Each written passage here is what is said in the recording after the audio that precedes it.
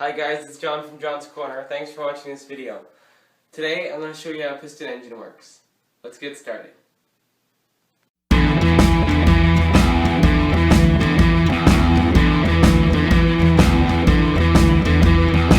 Okay, so in my last video I showed you how an airplane flies. So, if the paper's here. So you have your lift, thrust, drag, and weight. So the lift is produced by your wings, and your thrust is provided by your propeller. So in the last video I showed you how the wing produces lift. Now I'm going to show you how the propeller produces thrust. So this video is for piston engine aircraft. So the piston engine drives the propeller. Some planes use jet propulsion, which is a completely different video. Okay, let's get started. Okay, so in aviation, you have three types of piston engines on an airplane. You have your radial engine, you have your inline engines, and next page, you have your horizontally opposed engines. So the reason these engines are called this is because it's where the cylinders are on the engine. So on the radial engine, you have a bunch of cylinders all around here in a radial shape. On the inline, you have cylinders in a line, and in your horizontally opposed, you have some here and then some on the other side. Okay, now I'm going to tell you what a cylinder actually is.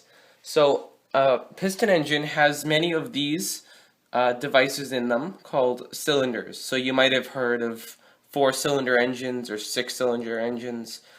This is a cylinder. Okay, so the way that these pistons power their propeller on an airplane or the drive axle on a car is, you know how a car or an airplane, they run on gasoline, right?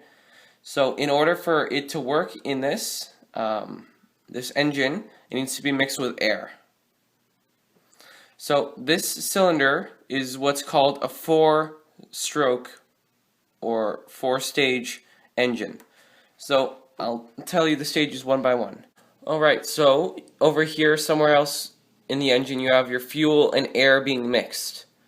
So for the first stroke, which is called the intake stroke, you have your air and mixture coming down some pipes, and they enter through this pipe. So this will open up and it will allow the fuel and air mixture to come into the chamber. Next, you have your compression stroke, which involves this big thing called the piston. It moves up and down. So you usually have your piston down here, and it will be moving up and compressing the air and fuel together. Your third stroke is called the ignition stroke, and it's where these two nubs here, called spark plugs, they create a spark which will explode the air and fuel mixture in here, and the explosion will make this piston go down, which will spin this thing called the crankshaft, which will power the engine. After that, you have what's called the exhaust stroke, which this valve opens and allows all of the exhaust air to come and fuel to come out. Okay, so here's a quick recap of the 4 strokes. So your first stroke, which is the intake stroke, your fuel and air mixture enters the chamber. Second stroke is the compression, where the piston moves up and compresses the air and fuel together.